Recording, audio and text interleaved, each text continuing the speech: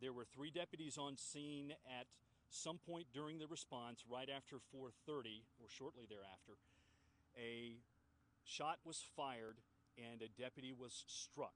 That deputy has been transported by EMS to a local hospital. That shot was to the upper body. We can share with you at this point that his medical team shares with us that and tells us that his injury is not life-threatening. Also, in fact, even better than that, he is expected to be treated and released this evening. So he's expected to be home sometime later tonight with his family members. In terms of what is happening here inside the subdivision behind us, Manchester Park, we are urging those who live inside Manchester Park, particularly those who live very close to the scene, which is still active, to stay inside. At least stick close to home because the scene is still active. Right now we have deputies who have responded along with other law enforcement agencies, to include the South Carolina Law Enforcement Division. They are there trying to make contact with the individual who was a part of that initial domestic call that started the entire response.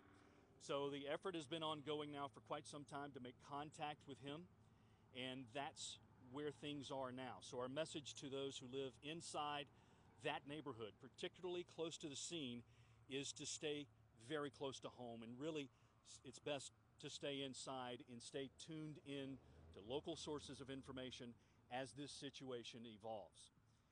At this point, I'd also like to share with you that there were a number of state, county, and local, other municipal law enforcement agencies and other first response agencies that were on scene, because we always have our back. So that sense of cooperation was on display here today. Most of them have returned as they need to get back to their own calls and their own duties in their home jurisdictions. Nonetheless, we certainly appreciate their initial response when all of this started shortly after 4:30.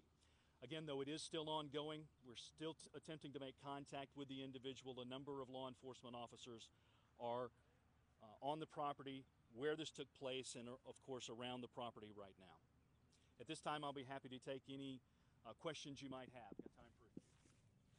Adam, the last time I remember a response this large to something here in Lexington County was unfortunately the Faye Sweatlick incident. Talk about how you guys deal and how you coordinate and having something like this again, or just a big response like this happen in Lexington County.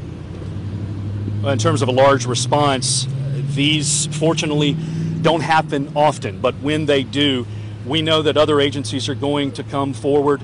They're going to come as fast as they need to get here. So in these type situations, while initially there may be a lot of agencies on scene, it takes some time to understand what's happening. So very quickly, once we determined what had happened there at the scene of the home, we were able to get most of the agencies back. But it's just great to see this sense of cooperation, not only from other law enforcement agencies, but other public safety and first response agencies, because a number of them, many of them came out to this scene, and many of them here are still in the scene and within the subdivision behind us. Is there anybody else in the home with the barricade man? Right now, we believe that the man is inside by himself. We don't have any information that leads us to believe that he does have anybody else inside the home. Again, though, we're still trying to make contacts, so some of those details could change as we get updated information if we eventually make contact with him and if he shares that with us, as we do have some crisis negotiators on the scene, and they're leading the effort to try to reach out to him.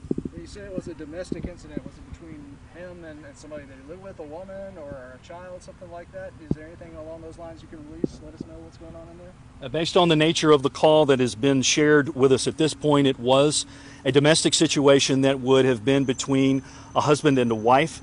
And as we understand it right now, again, these details can change as this situation evolves, but based on the information that we've been able to determine at this point, is the man who is right now inside the home, barricaded, who we're trying to reach. It was the husband in the domestic situation, and we also can share with you that his wife was able to get to a neighbor's home and make that 911 call, and that's what prompted our initial response here.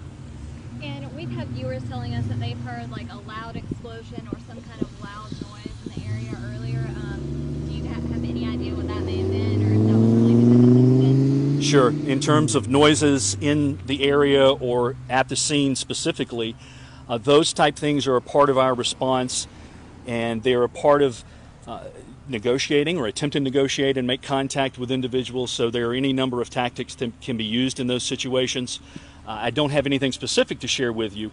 What I can share with those individuals who are concerned about those is that those are typical in these situations, and that's also another reason why we would advise them to stick close to home really and stay inside and stay up to date on this as it goes forward on those official sources of information. And just to be clear, there's only one shot fired? In terms of the number of shots fired and the exact location of that, I don't have those type specifics.